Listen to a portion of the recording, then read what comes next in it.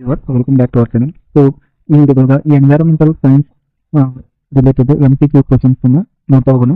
So, this video is specially for those who are prepared for KCET 2025. So, ಯಾರೆಲ್ಲ KCET 2025 prepare ಆಗ್ತಾ ಇದ್ದಾರೆ, preparation ಮಾಡ್ತಾ ಇದ್ದಾರೆ, ಅವರಿಗೆ ವಿಡಿಯೋ ಸ್ವಲ್ಪ ಆಗುತ್ತೆ. So, ಫಸ್ಟ್ ಕ್ವಶನ್ ನೋಡೋಣ. Which of the following natural disasters cannot be predicted in advance? So, ಕೆಳಗೆ ಕೊಟ್ಟಿರುವಂತಹ ಆಪ್ಷನ್ಗಳಿಗೆ ನ್ಯಾಚುರಲ್ ಆಗಿ ಡಿಸಾಸ್ಟರ್ಸ್ ಅನ್ನ ಅಡ್ವಾನ್ಸ್ ಆಗಿ ಪ್ರೆಡಿಕ್ಟ್ ಮಾಡೋಕ್ಕಾಗಲ್ಲ. ಯಾವುದು ಅಂತಂದ್ರೆ flood, cyclone, tsunami and drought ಅಂತಿದೆ. So natural disaster cannot be predicted in advance ಯಾವುದಂದ್ರೆ option C, tsunami is the right answer. So next question, the Richter scale is used to measure. So this is a very important for examination point of view, KCET as well as UGC NET.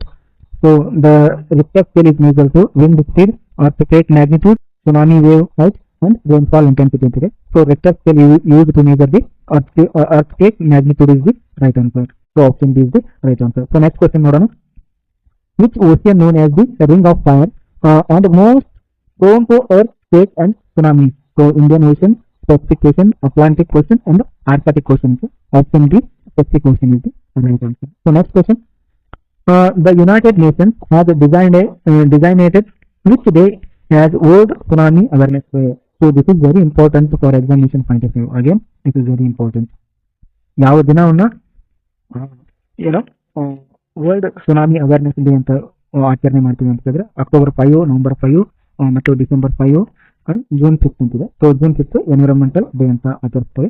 So option November 5, option B is right answer. Option B November 5 ಅನ್ನ world tsunami awareness day ಅಂತ celebrate ಮಾಡ್ತಾರೆ. So next question, NDMA, that is National Disaster Management Authority in India was established in.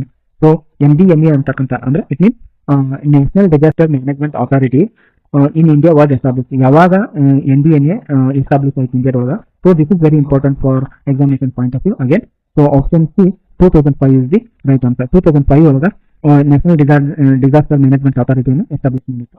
So next question, so tsunami ಆಕಾಶ್ ಡೇಟು. So ಈ question KCET 2016ರಲ್ಲಿ ಕೇಳಿರ್ತಕ್ಕಂಥ question ಇದು. Question ಇದೆ, ಸುನಾಮಿ ಆಕಾಶ್ ಡೇಟು. earthquake generated in a subduction zone, wave upwelling, wind impact, tidal force. So option A is the right answer. Earthquake generated in a subduction zone. So it is to environmental science related MCQ questions. If you like this video, please subscribe my channel for more videos. Thank you.